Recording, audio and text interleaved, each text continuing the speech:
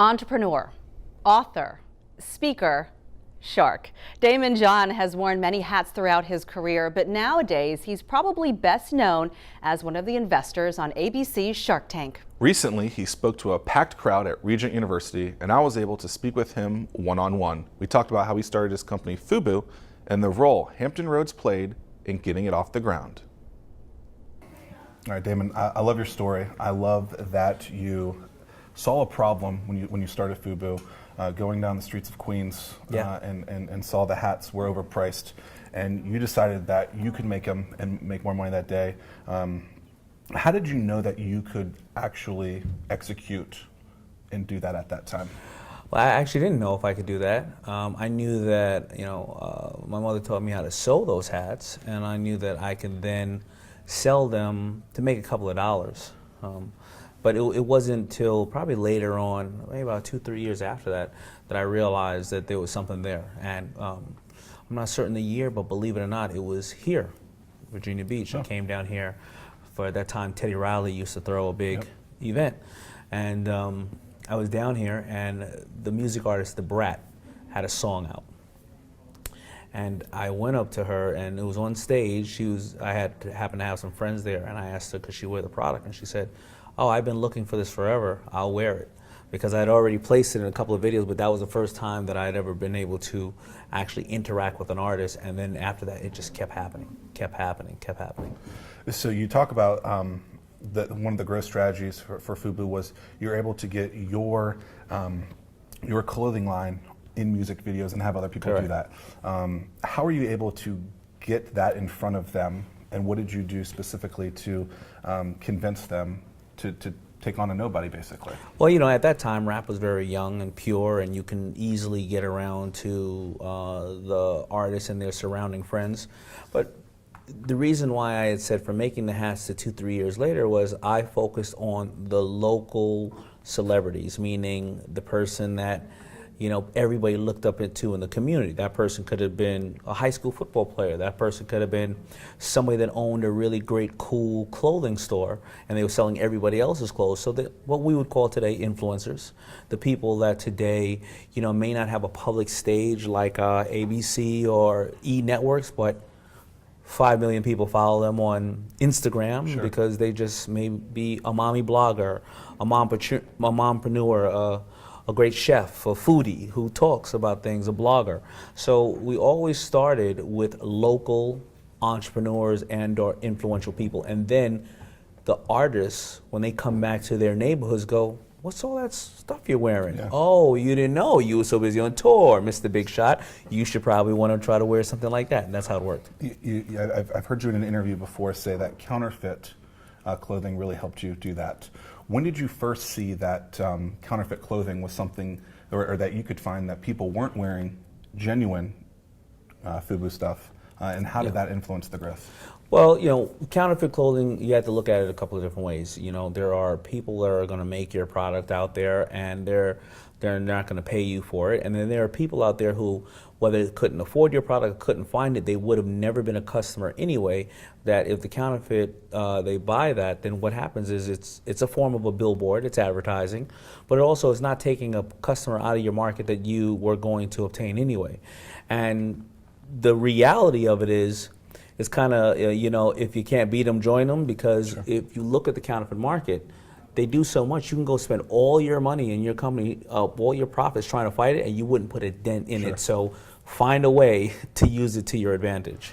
When someone, a lot of people hear no and they quit. How have you taken no and turned it into a yes in business? Well, first of all, a no is always an absolute maybe to me.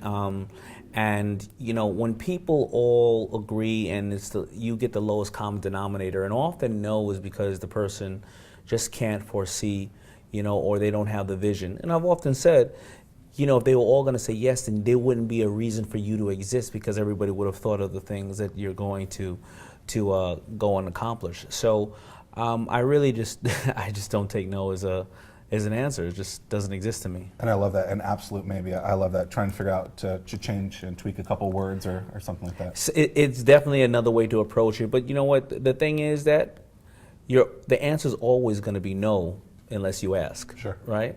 That's just what it is. Stick around. I have more with Daymond John, including his advice for new entrepreneurs. That's next on Hampton Roads Business Weekly. We're back with more Hampton Roads Business Weekly, and we're going to jump right into the conclusion of my exclusive interview with Daymond John. Take a look. So you're here at Regent University. What are you expecting today, and why are you here? Well, I'm here at Regent, and I'm here to thank everybody who has supported the Daymond John Center for Entrepreneurship, and I'm here to also talk to the existing students and the new students about our courses and meet all the great professors and give a speech that hopefully will inspire people to want to further their education in what I'm doing. And I want to thank Regent for having this agenda to take the mindset of entrepreneurship and make it something for the masses. Entrepreneurship is a huge thing in America right now. Yeah. A lot of people love it. Your show is one of the reasons why. Why is entrepreneurship so important, though, and how is it going to influence the way we do business for the next 10, 15 years?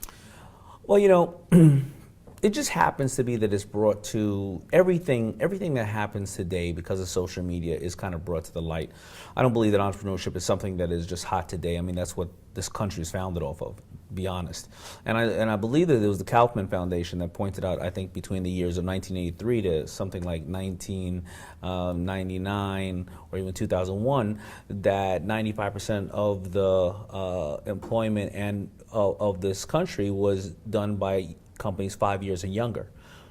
So that's in the 83 all the way up to that point. So that doesn't mean that entrepreneurship is old. It's just another phrase to it. I think it's very important. I think because it's the small businesses, the startups that feed America. I think it creates ingenuity, and it's why we are who we are as a country. We have that, what they call that black box in this country, where we are not questioned for challenging change. And I just think entrepreneurs are on the forefront of challenging change. You talked about social media a lot. Do you post your own social media, or do you have a team that does it for you? I post all my social media. There is a team that does other posting for me, but it's approved by me, and we go over it so that at certain times when I'm busy, but it's an amazing holiday or a day that we need to acknowledge something, we've already created some kind of graphic or something like that goes up. But they go and they post it, but I have to approve it. But don't get me wrong, there are a lot of young, brilliant guys and girls that work on my team that we work back and forth, and I learn from them on how to post it. For someone that might be on the fence about starting a business, yeah, what piece of advice would you give them? Don't quit your day job. Go into the business as somewhat of a hobby at first and set yourself some goals. If you're going to put 2 hours, 4 hours, 8 hours into it a week, and then turn around and say, when am I going to make this decision? 6 months into it, a year, because that time will start compounding, and they'll start to see if they really want to be part of this new venture or this new aspect, or do they want to just keep their day job. Just stick your toe into it. Don't go and leverage everything and mortgage the home and quit your day job, and then you don't even know if you're passionate over this, if it's going to be successful or anything else. You have to do your homework, and you have to put in the time. We live in an area here, the Norfolk, Virginia Beach region, which is 3 large industries: military, tourism, and ports. Those are very kind of old industries. What would you say to them, those industries, to try and innovate and spur innovation and entrepreneurship for the growth of this region?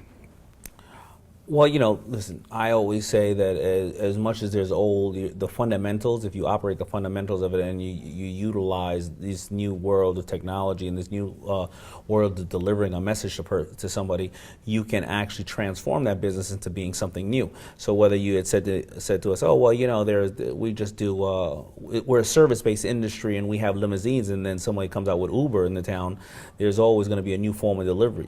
So you just have to find out how to master what you guys and girls have already mastered out here, because there's an infinite amount of knowledge in running those industries, and how do you put that together with a new form of delivery, a new technology, and then you get to master that. Great. Appreciate it. Thank you. Thanks so much.